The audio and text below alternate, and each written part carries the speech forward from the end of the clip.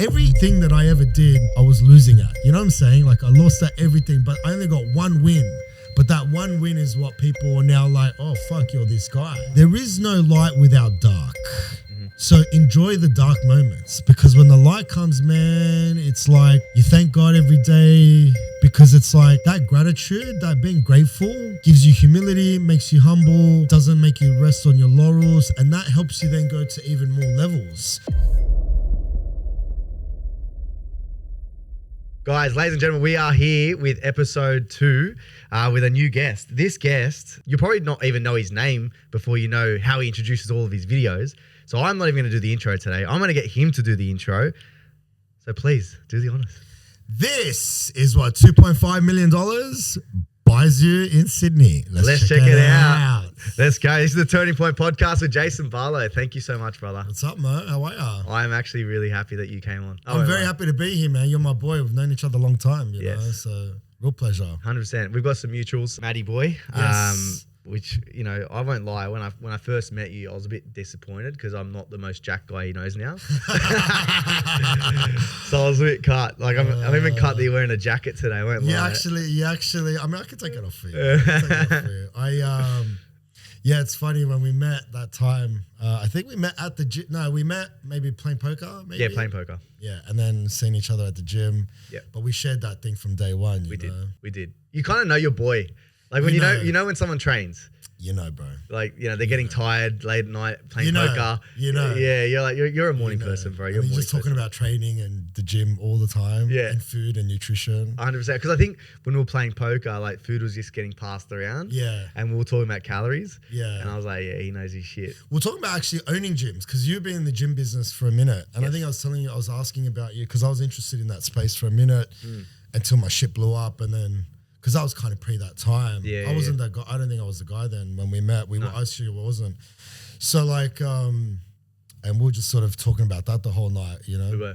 We were. Now, we will go into how you became the guy in a second. We don't want to dive into that too much, but I think just to kind of give you a bit of context with this podcast, like I mentioned, this is all about understanding people's turning points. Yeah. Right. And I know for yourself, you've had multiple turning points. We won't go as deep as, you know, early teens for you, but I definitely want to know a little bit more about your story. And I think people will get a lot out of the pivotal moment of becoming a father and then what happens after that as well. I'm an open book, man. You can ask me. I will. But tell me like a little bit, just a bit of a brief understanding of like like going into the whole content space. Like tell me a little bit more about your early career, man. I was an agent for about 15 years. 15? Yeah. So I got my certificate when I was 16, 2003, my school holidays. Started working with my mum, showing properties, fell in love with the way my mum showed properties. My mum dressed to the nines, high energy, high product knowledge, knew everything about this apartment or whatever she was showing people through. You know, by the time they like walk out the door, they want to sign up and, you know, rent it or buy it or whatever the case may be. And, you know, so like, and she's got that real showmanship. She's got that excitement, that energy, and she absolutely loves what she does. The real estate side came from my dad. My dad loved real estate, buying, selling, building, you know, developing, all that sort of stuff. And so, and I naturally, you know, obviously I look up to my dad. My dad's my hero. So I always loved real estate. And then I sort of worked for my mum. So it's kind of the collaboration of the two. That was kind of how I formed into the business. And I had a lot of failures along the way. I set up a bunch of businesses that I fell flat on my ass. I had actually, you know, my first sort of real turning point was Dubai. I moved to Dubai when I was like 21, right? Big dream, becoming a billionaire, you know, going to Dubai, I was going to make it, right? And then GFC happened in 2000. I was there 2007. 2008 rolls around. Everyone's leaving town. People are literally leaving keys in their cars at the airport, jumping on a flight, never coming back. What? Yeah, like, and there were hundreds of cars, literally, because they didn't want to pay the finance. And back then, I think it's changed now, but you can't default on any kind of loan, otherwise you go straight to jail. Like that was the law. So people go, well, fuck it, I'm just gonna leave my car here, take the car, I'm out. I'm going back to the UK or wherever they came from, right? So you just basically play tag team with Chris Fade. Yeah. Well, I was there with him. He was, you know, it's funny because me and Maddie's my boy, Maddie's my best, Maddie's my brother, you know, like, and he's, you know, his family is my family, you know, like 100%. His mom, his dad, you know, so like that. So I've been linked with them since I'm 15 years old. And Chris was obviously the older guy, you know, so, and he was doing his thing. When I moved to Dubai, obviously link up there, and him and I became best mates. And so I come back and now I got these two best mates and we have two very different relationships. Yeah. You know, it's weird. And it's like, so then I came back in 2009, about 2009. And I sort of thought, fuck it, I'm just going to go maybe back to uni, just chill, give up on real estate for a minute. And I didn't really know what I was going to do next. So at that time, how old were you? 21. 21. So 22, 23. Actually, no, I didn't go back to uni.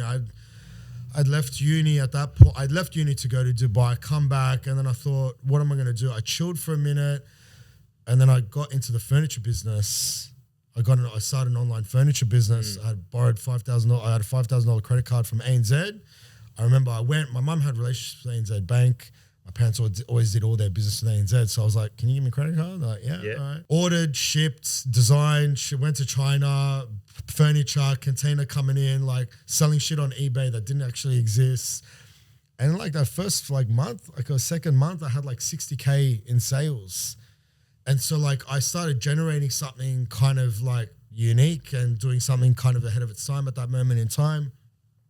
The problem is I didn't understand that business. And you know, you learn you pick up these gems and jewels along the way in life, right? And you sort of start to learn, you know, I look back and I go, you know, I didn't understand the cost of my container. I didn't understand that you have to maximize your container space in order to actually make money. Yep. And then I was offering, me being me, you know, you know what type of guy I am, but like, you know, I can't do no wrong by nobody. And I said, you know, if I was offering warranties to people, if you have problems with it, I'll return your money, no problem. The problem with that is, container comes in, I didn't do the proper quality control in China. So they come ripped and damaged and not exactly how I designed them or whatever. So I'm returning money to them. But then on the other side, now I'm building this debt with all these creditors that I owe all this money to. And now I'm finding myself in massive debt going, fuck, how do I get out of this? And so that was kind of my first major moment where I was like, because Dubai just came back with no money. That was fine. But then this is like, now you owe people money. Now you're like really in a situation that you're like, what the fuck are you going to do, right? And so I thought, you know what? Well, let me ask you, why were you giving everyone all these conditions, you know, if warranty here, warranty there? Were you a people pleaser? Or? Yeah, very much so. Very much so.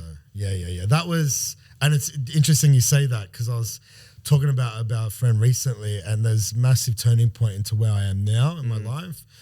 You know, I was that guy. I was a very different guy back then. You know, it was very a watered down version of myself, trying to do things and people please and give up my time. You know, I don't give up my time to nobody now, unless it's of true value. Yeah. You know, you asked me to come and join you on this. You know, not only you're my boy, but obviously there's a lot of value to add and what the mission that you're trying to accomplish, you know. And so for me, that's like, time well spent, you know, but I'm very, very, very fastidious with my time these days. Well, let me ask you then, like, I mean, because I was talking to my boy Mark, who's behind the camera right now, about this, and like that change for you to go from like people pleaser, really want to make everyone happy, to now going, I really value my finite resource of time. I want to give it to the right people in the right places. Like, what was that change? Like, what made you really change that? Man, my real change came 2.5 years ago when my kids were born. My first video popped off. I've told this story before. My first video I released was 1st of February 2024. 350,000 views that video got. 6 days later, on the 7th of February, my twins were born. And that was God telling me that was my time, you know? And so like so you're a father now, got two kids. Father, 2 kids. And so my priority is obviously when I'm with them, and it's like full blown out. When I'm working, you know, Maddie, you know, we share Maddie, like my best mates, you know, they play paddle, they do this, they do that. I've never picked up a paddle racket in my life. I've never, you know what I'm saying? Like, I don't have time. I don't make time for those things, because what you learn as a business guy, you know, you're coming up in this world, you learn this thing that is, you know, the term and expressions going around recently. It's called signal and noise, right? Yeah. So signal are the 3 to 5 things you need to do in your day in order to progress the needle forward, right? And those that have become really successful know when to lock in on the signal. Yep. The rest is just noise.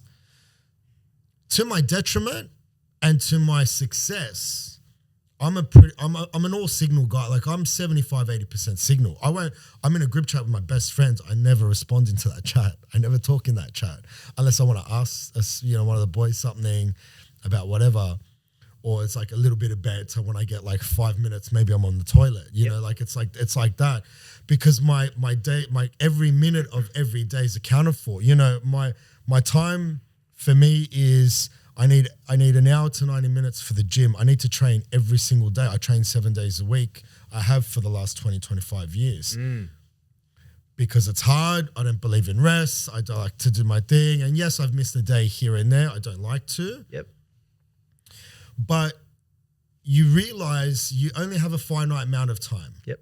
So you have to really protect that. And you learn to say no to those things. I've got friends in the business as an agent that, you know, have not, you know, booked videos with me, have not supported my videos. And that's okay. Like this is not a diss or anything like that, but that's kind of how I spend time with some people. You know, sometimes it's like, you know, book me in, it's a business thing, you know, it kind of makes sense because I'm making money, I'm doing this and, you know, we can hang out for a minute. But then they kind of want to catch up outside of that. It's like, I don't have time to catch up outside of that. It's not because I'm, you know, this guy, this like celebrity or whatever, I think I'm too good or whatever. It's just my time. I just want to come back to something, man, because I think there's a lot of value in the signal to noise ratio. I think that if you can really understand that like the context behind it, it can really help you push the needle forward.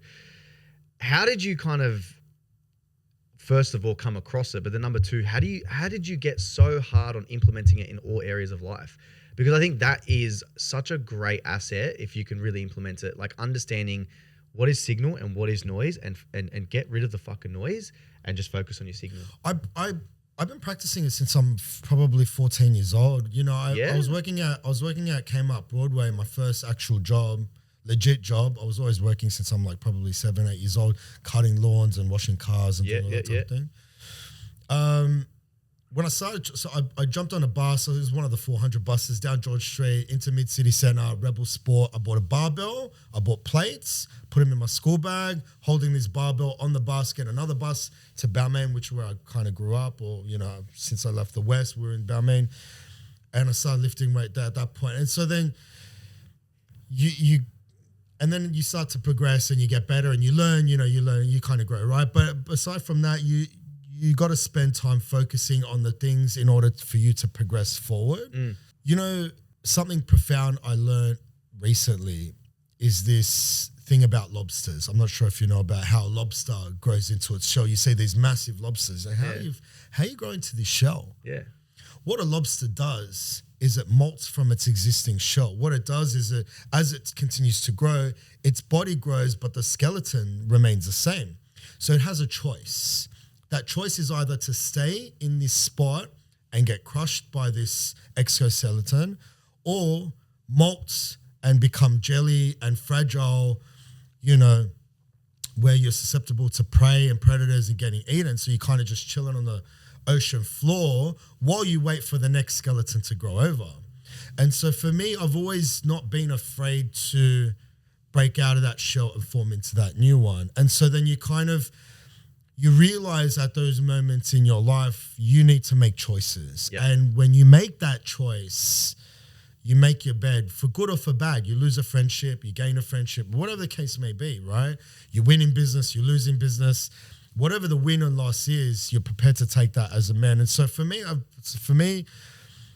you know, it was very early. It improved substantially over time. Obviously, I developed my skill over time. For me, I was always, even today, how can I improve my form in the gym? Always. Yeah. I've been training for 25 years.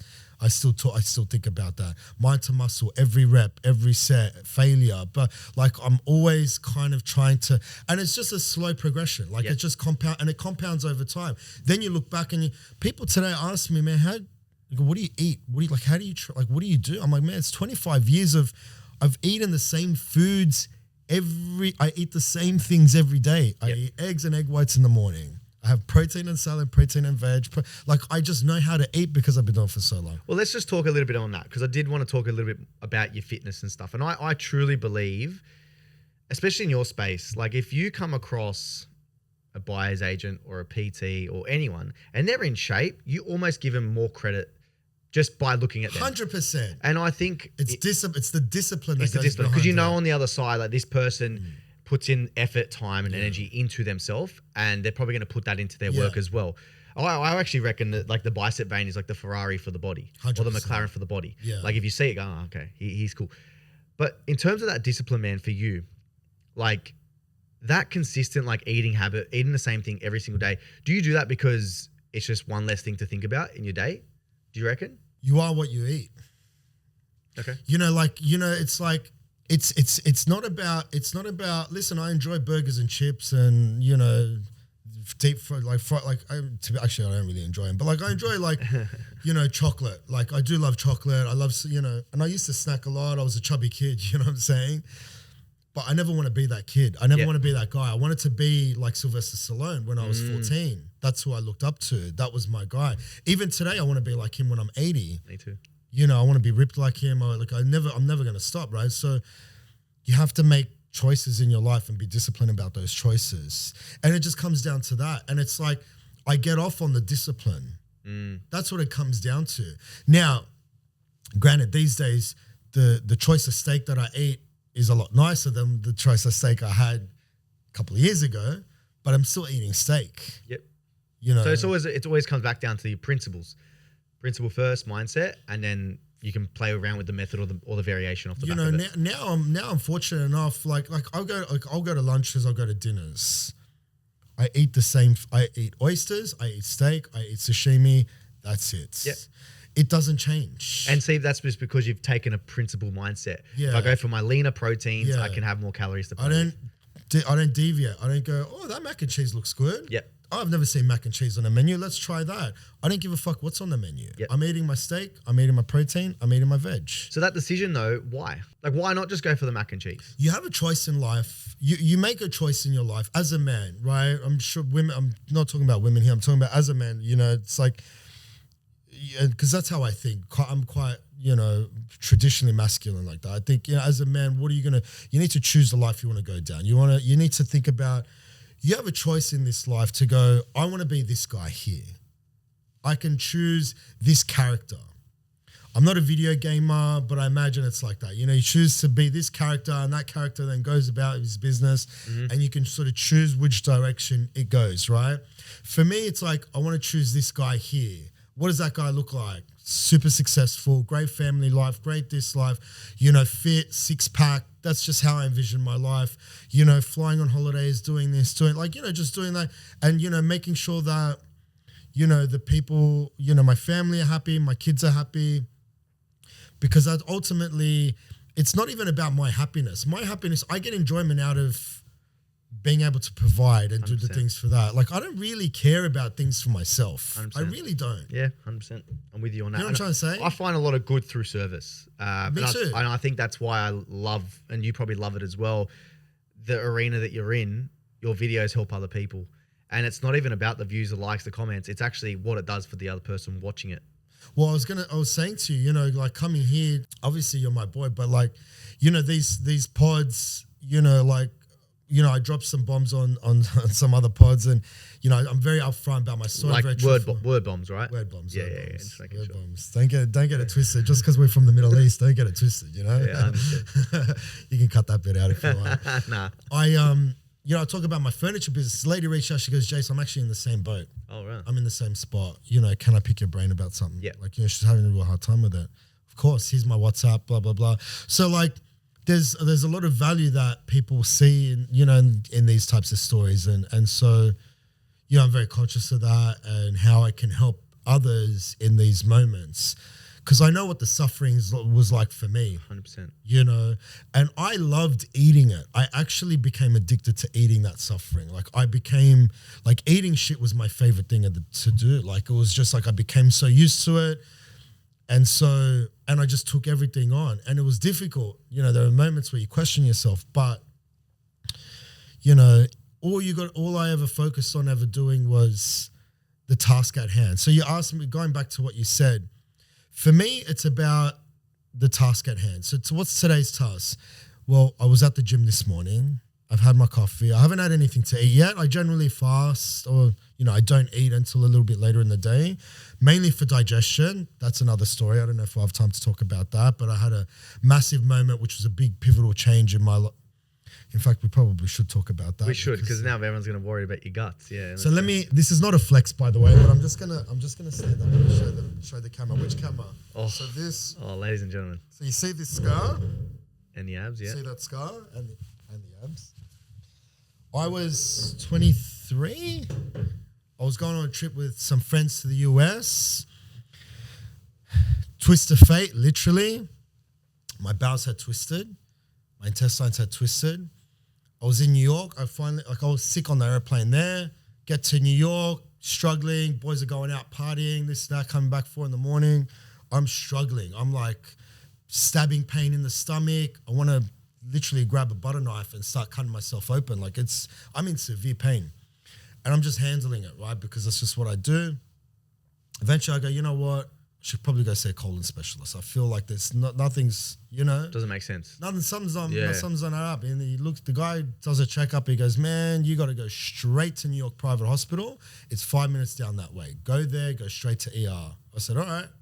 So I went there. They held me in for testing. They discovered a blockage in my bowel. Do I need surgery? Maybe. They can't be definitive. I said, okay.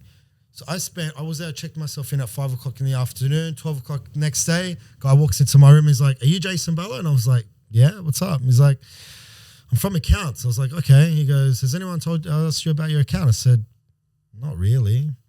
He goes, do you have insurance? I go, well, I got travel insurance. I go, what's up? He's like, well, your bill's 20 grand. And I thought, cool. At no 23, worries. yeah, nice. And I thought, and I didn't have fucking 2 grand in my pocket at that point in time. You know what I'm saying? Like maybe a couple grand. And so he goes, I said, listen, man, come back in a couple of hours. Let me call my family. I'll sort something out. By the way, I had this like thing in my nose that was taking the gunk out of my stomach. Wires and shit in my arms. I was attached to this plug on the wall that was helping me out. Calling the nurse as he leaves. I said, nurse, do you mind unplugging me from the wall? I need to just go for a little walk. I want to stretch my legs. Okay, no worries. And it was December in New York. Oh. 23rd of December, whatever it was. Cold. 24th of December. Freezing. I had this big bag of clothes, boots and shit and I was losing. I hadn't eaten at that point. I barely drank water. I had the IV for. I was not eating, so I was like basically nil by mouth. But this is like probably 4 or 5 days since I started getting sick. Now I get the IV. I put my bag on the IV. I'm like walking around looking for an exit point. I say disabled only toilet. I'm like, yeah, fuck that. So disabled only toilet. I start ripping everything out. Change my clothes. Open the door. I'm like looking out. Get out of the hospital. I was on level 17. Get in a cab, straight to the hotel. I'm like, boys, I'm going back to Sydney. What the fuck are you talking about? I'm like, I'm going back. You guys enjoy your trip. I'm going back. I flew back. I got back on Boxing Day. It was Boxing Day. Luckily, there was a blizzard that happened in New York as I had left. No flights. Oh. My mum wanted to come she was about to jump on a plane. I said, nah, I'm coming home. Promise me you're coming home. Mum, I promise, I'm coming home. You know what I'm saying? Like, I'm coming home. Don't worry. So I'm just like, and it's all mental at this point. I'm in fucking pain. Like, I'm in pain, right? So much so, like, I was on this flight. I was lying in this bathroom toilet with my feet over the toilet, my head backing onto the toilet door. And the fucking knocks, sir, if you're sick, we got to quarantine you, blah, blah, blah. I said, listen, my stomach's hurting, you know, can you put me in a business class seat? I need to lie down. She's like, no, I can't do that. I said, well, wait. So the line of people going into the toilet, I just sit in my seat in pain, wait for people to leave, go back. And I just did that the whole flight back to Sydney. Came back, collapsed on the Sydney airport. Family took me straight to RPA next day, operation. They took 25 centimeters off my bowel, sewed it back together. And I was nil by mouth for almost 3 weeks. After that, I had lost about 17 kilos. Holy shit, man. And so that journey there was like a whole, like that whole lobster process, like a whole shedding process, right? It was like, and so that moment in my life really kind of made me think about life differently. You know what I'm saying? Like that really kind of was like, well, my bowels were hemorrhaged. They were bleeding. The doctor came, he goes, man, like, he goes, are you a gambling man? I said, I like to punt, you know? Yeah. He goes, yeah, more. I go, why you ask? He goes, you have more of a chance winning the lotto than surviving that flight. He goes, your bowels are hemorrhaged. They were bleeding. It's like they pop, you have sepsis, you're dead. Yeah, 5 minutes, like you're gone. And I was like, fuck. Well, sick story to tell now, you know what I'm saying? So then, you kind of go through that, something like that, traumatic. You're like, all right, let's go. I mean, they were like, you can't go back to the gym for 6 months. I was back within 4 weeks. Yeah. You can't keep me out of the gym. You know what I'm saying? Like, it was just that. And that's just my mentality, right? And so that was kind of like my biggest moment, my biggest turning point. Love that. I mean, like, I don't love that, but I love the fact that you were actually able to, now, off the back of it, I think is why you care so much about your health. Yeah. That could have been a turning point. That was the biggest thing. And so my digestive system was something I really started to think about. My gut health was something I really started to think about. I was a big boy lifting heavy weight from a very, very early age, and taking a whole bunch of stuff and eating a whole bunch of stuff and muscle milk back in the day. Just think about all the stuff I used to have and well, fuck, what for? Yuck, and just for calories. Yeah, I hear. That was a huge moment for me to go, okay, I need to kind of pivot and go, okay, how can I do this? Build the physique that I want, but be healthy, have the energy, because obviously digestion is a big impact on how people roll in life. Absolutely, it is. You have energy or you don't. The reason why you don't have energy is because your digestion is working overtime. It really comes down to your gut. It does. A lot comes from the gut health. But I want to come back to now, bro, with you. And obviously, I see you put a big emphasis on health, your well-being, yourself. I know for a fact, and especially with the clients that we deal with, as busy parents, they own businesses, or they're high up in their careers, they struggle to find the balance. Do you believe that there is a way for you to maybe balance everything, or do you just kind of have seasons where you prioritize certain elements of life? Man, this word balance really irritates me. Thank you. Why? I just don't understand. No, hear me out, right? So Maddie, my best mate, right? So Maddie Far, shout out to Maddie, my best mate. From an early age, and I'll talk about him because him and I are so close. Like he told me the direction of his life he wanted to go in. He wanted to be that guy that was around with his family and come home. Like he had opportunities, could have been CEO of this, CEO of that. And like he's doing his own thing. He's doing remarkably well, and he'll continue to do remarkably well because he is who he is. But in terms of that game, he told me he wanted to be that guy, and he knew that I wanted to be this guy here.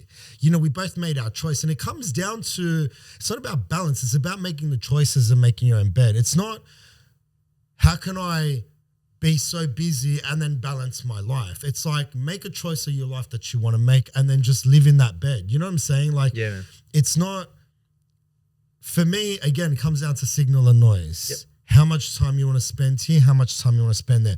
I've got my laptop with me always. I've always rolling around with two things, my laptop and my gym bag. I'm always working and I'm always looking for a spot to train. Mad. So you're an Anytime Fitness member. I'm an Anytime Fitness member. I have been for a long time. So then, of course, like balance is completely bullshit. You cannot have it. So then how do you start to focus on areas like your family? Because you're a new dad now. You've got 2 kids. You've got a wife. But then, of course, you're a content creator. You've got to make content, but then you've got to look after yourself.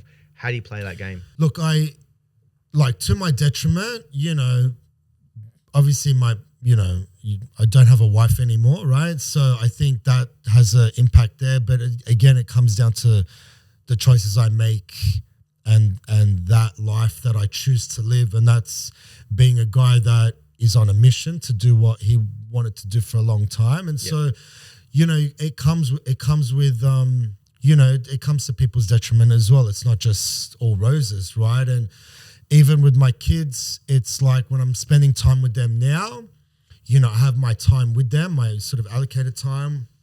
It's basically 50% of the week. So when I'm with them, I'm with them. I don't get no babysitter. I don't get no whatever. It's like I'm with them. That's my priority. But when I'm with them, you know, sometimes I'm still working, you know, while they're eating. Like I'm always doing multiple things at once. Like I might be writing copy to get a voiceover ready for when I put them down to sleep or whatever the case may be. I'm always just trying to find ways to kind of keep doing stuff in order to continue to progress. It's just kind of how I operate. Yeah, man. And then there are some moments where I'm like all in and I'm purely them and there's no work and I'm not responding to texts or DMs or emails or whatever the case may be. And it's, again, you know, I grew up in a family, you know, like I've told this before as well. The greatest gift God has given me, the greatest gift God has given me is my kids, 100%. And I get that now because my mom still calls me her greatest blessing. And I'm like, okay, I understand now, right? You understand. You become a parent, you understand that. But, you know, I won the parent lottery as a kid. You know, my dad worked 19 hours a day, 7 days a week for 30 years straight. Like nobody ever worked harder than my dad. Like, you know, I just saw that. He was a contractor. I never worked a full-time job, took contracts here. You know, he discovered like I can make, you know, $500,000 a day, $500,000 for per shift on a contract. Most people would go 5 days a week. Great, that's, you know, $5,000 a week.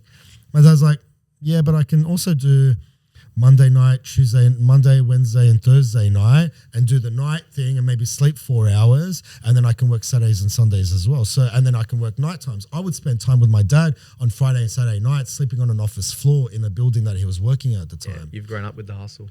I grew up with it. My mom, we used to get up at 6 a.m.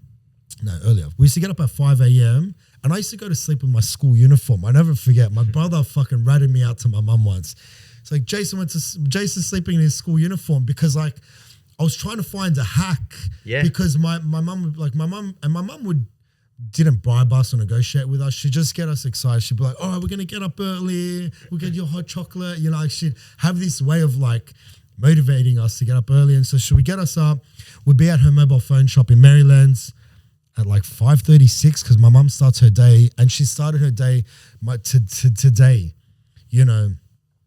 She's in Europe at the moment, living it up because she deserves it. But, you know, still to the day, she's in her office 6 a.m. Yeah, man. It doesn't change. And that's kind of how I see things. You know, so we'd go there before school, and then she would drop us off at, you know, 8:30, whatever, and then pick us up. We were always last to get picked up because she was always working. And then we'd go back to the shop, finish up at the shop, and then go back home. And then the day would start again. And that's just kind of how I see things. Yep. I see things in that sort of same structure. And it's just clear though, like you just can't have balance, right? You can't have the best of every world. But I think it's just the signal to noise ratio.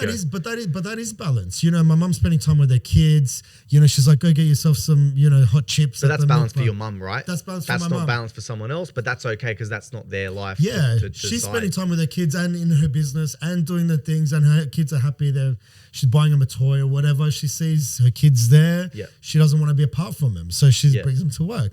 You know, it's kind of, you know, and I see things in a very similar way. You know, my dad was the same. You know, they had a very similar thing. You know, bring your kids to work. Yeah, that's their balance. I mean, I find so much joy and pride in bringing my daughter to my gym every single day, and I get upset with my wife if she doesn't bring my daughter on a Monday night, because otherwise then it'll be like, you know, 2 days in a row I don't get to see her. But I love seeing her in my gym because I never had that growing up. Yeah, where I could turn around, and this is, I mean, you've been blessed with amazing parents, but for me, I turn around and I there's not much to be proud of my parents. That's okay. But I'm able to break the cycle now and give her something to be proud of. Would you ever take your kids on a shoot? 100%. Yeah, mad. I'm looking forward to the day. Yeah. I can't wait. I think that'd be pretty cool to take them through a house and let them walk through. Oh, they're going to be doing content. They're going to be making content. Yeah. I've obviously, you know, got to discuss it with their mother, and you know, obviously you got to get those checks of approvals. But yeah, man, for sure. You know, the world is, you know, once you discover this sort of content game, you realize everything changes. What changes? What do you think? What do you mean by that? Like, you realize how the world moves by way of content, because everything revolves around content. Yeah. And so content is king in that respect. You know, you can't be a person that's well known without it. And so creating quality content, either you're a guy behind the camera Like your boys, you're a guy in front of the camera. There's a whole production. Me, I've got my crew. They all know their role, but we're working for a greater good. Yeah. A collective. The vision. It's our platform is. I mean, there's a lot of people that don't realize how big this thing actually is and where it's going to grow to. Would you mind sharing that? Sure. Because I think like people. What specifically? Well, if someone's coming across your page right now, they're probably thinking you're just a guy that walks through the houses with an iPhone. This is what $2 million buys you. Let's check it out. That's probably what they think you're doing. Yeah. But what is it for you? Like, where are you trying to take this thing? I mean, we're building a media company. Yeah, love that. We are too. Yeah. And so we're workshopping through. Obviously, we've got some sexy new edits that are going to be coming to release. We're always looking to improve every video. I can't watch a video from last week. I can't watch a video of myself from last week. I can only watch the one I did today. Like the last one that I did. When I'm doing the voiceover and copy, once it's released, I can't watch it again because it's like we've now progressed a little bit more. We've now progressed a little bit more. Yeah. I look back at 3 months ago and I'm like, yuck, that video, really? Yeah. That got 700,000 views? What? It's like, what? Like I did. And so like, and so in terms of the business now, we are looking at a broader scale. We are looking at building a bigger team, bigger content team, camera guys, editors, like the whole works. We're looking to the new AI, obviously, to kind of do some crazy cool shit there. So we're kind of going down that journey. We're playing around with some stuff at the moment, which is really cool. But yeah, big play. Obviously, we start to bring in other content creators that can be in front of camera. That'll be the big goal eventually because I can only scale myself so much, right? My time is only my time. Yeah, man. I've got 24 hours and everybody wants, like, it's hard for me to get around because it's like my time is just allocated pretty much every day now, 5 days a week. Doing shoots and stuff. Doing shoots. And then obviously my time, like I said, my time, my gym, the shoots. And there's only so many shoots I can get in. And there's only I get brands coming to me. I've got big brands lined up. I was about to ask you, like, that have emailed me. And I'm like, yeah, I'll come back to you. I haven't responded. Like, I'm just because it's like, and then they're like, hey, what's the turnaround time? I'm like, for brands, even with brands, I tell them like, man, like it's not, you don't get the same turnaround with a real estate video. Real estate video is my bread and butter. It's like in terms of like, I know how to go into a house, but when I'm sitting there trying to figure out a new lane, new space and talk about a new product, it takes time and I'm very proud of what I put out there. I will never put out a video there that I'm not proud to put out. Yeah. Do you know what I'm saying? Do you know what I'm trying to say? Absolutely. So then, you want to work around stuff like that. And so, we prioritize what's important. The real estate stuff is the thing that people know us as, and that's the most important. Yes. We say no to I leave a lot of money on the table. I say no to so much. Is that because you're protecting the brand and you want to make sure? Yeah, that's and getting the right audience to be following your page? Yeah, because, I'm a real estate guy. And I've been a real estate junkie since I'm 8 years old. So, like, for me, it's all about real estate. If it's got nothing to do with real estate, I'm really not interested in doing it. Unless it's the gyms. For sure. Gym is real estate, though. Yeah, Gym's property. That is fair. Gym's property. So, what other, I don't know if you can disclose it, but what other things are you getting? I say no to, like, food, I say no to. Yeah, fair. There's a lot of different businesses I say no to. Yeah. Hey, can you do this? Can you do that? Can you do this? Can you do that? It's like, not really, no. Yeah, and does that come back to the signal noise ratio? Is that why? Yeah. Yeah. Because the main thing's got to be the main thing. Yep. You know what I'm saying? Like, your main thing is, at the end of the day, you're a gym owner, that's your business, and you're on a mission to help those transform their lives. I've known you for a minute. Like, I know that's been your mission. This is going to propel your mission. Absolutely. But you being that in that lane, that's who you are. That's your identity. For me, it's the real estate stuff. Showing houses. I've been showing houses since I'm 15 years old. Yeah, I'm 38 years old, man. That's a long time. Yeah. You know what I'm saying? Yeah, absolutely, man. I love that. I love that you're keeping it the bread and butter focus. So we're going to close it out here soon. But for you now, what's on the horizon other than the media company? We got the branded residency series that we're looking at. So we're looking at doing some crazy. We're going to be buying properties and showcasing them, creating a branded page on Insta. So again, the media company, so that page, and with all the suppliers, we're going to be creating content around that. All the different suppliers, we've already spoken to all the suppliers, everyone that we want to work with. And also it's a bit of a thing for me to showcase a bit of style out there, because I see so many properties, and I think people always ask me, Jace, what's the best house you've seen? And I want to say my house is the best house I've seen.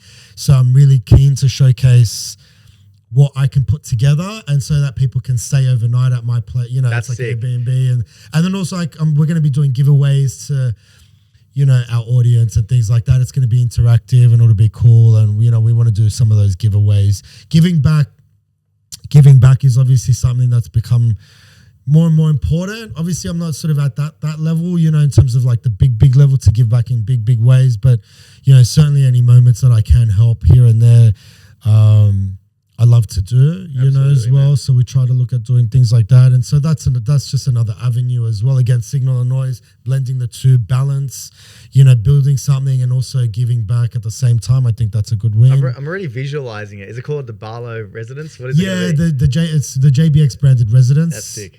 So then that'll be, and then each property will have its own name. Yeah. And it will have its own style, its own flavor. We've already got the first one.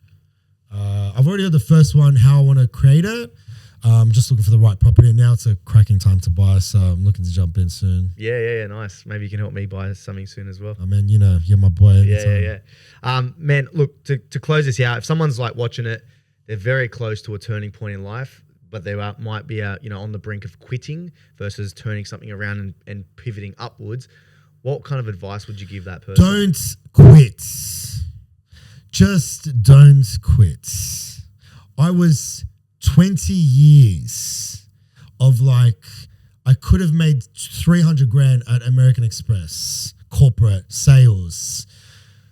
I made less than fucking 100 grand for all that whole period. You know what I'm saying? I made no money. And any money that I made, I invested it into my health, nutrition, training, and my personal development, coaches, mentors, going to seminars, going to this event, going to that event. I had nothing. I had $0. No to trips, no to this, no to that. One night, overnight, it's just boom. 2 years ago, like I said, that's when it all happened for me. So I was 36 years old. I've been at it for a long time. Yep. As long as you are self-aware and you're putting in the work in the right spots and you're learning and you're developing and something you're learning and you're progressing and you're not just staying stagnant. If you're just sitting there going, when's this going to happen? Or if you actually read, if you're reading and you're learning and you're going to this event and you're networking with this person and you feel this is an opportunity. I've been in so many of those spots. This could be it. This could be it. And only to not fucking that be it. You know what I'm saying? Yeah. But you just got to keep going. And one day you can have 50. I had 50 losses. Maybe not 50 losses, but I lost everything that I ever did. I was losing at. You know what I'm saying? I lost at everything, but I only got one win. But that one win is what people are now oh, fuck, you're this guy. But I don't know about all the losses that's happened. But it's not regardless about that. All you need is one win. Yep. And then your life changes. But to get that one win, you need to be relentless and not stop. And can I tell you something? You don't want to, there is no light without dark. Mm-hmm. So enjoy the dark moments, because when the light comes, man, it's you thank God every day, and you can't thank God every day for that moment. And that's an important thing to think about, because it's that gratitude, that being grateful, gives you humility, makes you humble, doesn't make you rest on your laurels. And that helps you then go to even more levels. I don't sit here going, yeah, I'm this guy, I can just do this forever. We're working every day to make improvements, to grow. Like I said, what I opened up to you before, because I had so much dark. Yeah, man. But the light now, it's just... the feeling of the light is so much sweeter as well. You know what I'm saying? Yeah, bro. So just enjoy eating shit. Just keep eating it. Just keep eating it. And as long as you don't quit, you're still in the game. That's it. Stay in the game. Just keep going to the gym. Show up to the gym every day. You're not going to get a six-pack tomorrow. Yeah. It's not going to... How many times have people said, I want a six-pack by summer? How many people have told you that? Well, I mean bro, You know what I'm saying? Yeah, and like, I mean, You're like, come on, bro. Like, you're not gonna. I've been in the game now for a while. We know our seasons. We prepare for them very well in terms of, you know, going into winter. But it starts from last summer. Starts from 2 summers ago. Yeah. Do you know what I'm saying? It's about the ones that don't overpromise and underdeliver. They underpromise and overdeliver, and that compounds over time. And eventually they start to instill the belief that they can do it. And over time they seek out good coaches, good mentors, and then eventually we get them to where they need to be. I'll finish on this nugget, right? Like, I think whether you want to wrap up or not, but Cool. everything for me is about the gym. So when I was at my lowest point, I was at the gym every day. When I was at my highest point, I'm at the gym every day. The gym kept me grounded. It was honest with me, and I had my progression at the gym. It kept me honest. So I would turn up, and it would reward me, and I saw the gains of what it rewarded me. I knew I could apply that same principle to anything in life, because you asked me about all the different things in life. It all comes from the gym. My love for going to the gym. Thank God I had that love of that thing, you know. You learn, it's like you can't get the thing tomorrow, but in 6 months, my delts can increase, my physique, you know. I was very, very thoughtful about the physique that I wanted. Traps, delts, you know. Yeah. Wide lats, tiny waist. Yep. Which is exactly what you see. I mean, you can't see it now, but that's exactly what I got. So, and so those principles kept me sharp. Fucking hell. No, just kept me working every day in whatever business I was doing. Yeah. So just because you don't have the result today doesn't mean it's not there for you in 3 months. Yep. As long as you're going to the gym, you're putting in the reps, mind to muscle connection, you're doing all the right things. You know that progress. You know the steps, right? That progression. Absolutely. It's the same in life, same in business. As long as you're doing the right things, the right activities, signal and noise. Are you doing the 3 to 5 things that are moving the needle forward? Are you going to the gym and doing your, 5 exercises, 4 to 5 sets and lifting to failure? Are you doing your proper warm-ups? You're going through the process. Yes or no? Yeah. Yes or no? Yeah, it's quite binary. It's binary, and either you're doing it or you're not. If you're doing it, just keep doing it. And if you're not, that's what you need to look at. Yeah. So don't quit. Add more reps. Lift better, right? Mind to muscle connection. Get your rest. Have your nutrition and just keep progressing. And that's all you got to do. And then eventually it will pop. Yeah, man, 100%. I think the people that are allowed to allow that delayed gratification and stay in the game for longer win. It's 100%. Just like property. It's like anything, right? 100%. Investing. Man, where do people find you, Jace? You know where to find me, man. On Instagram, TikTok, Jason Ballo.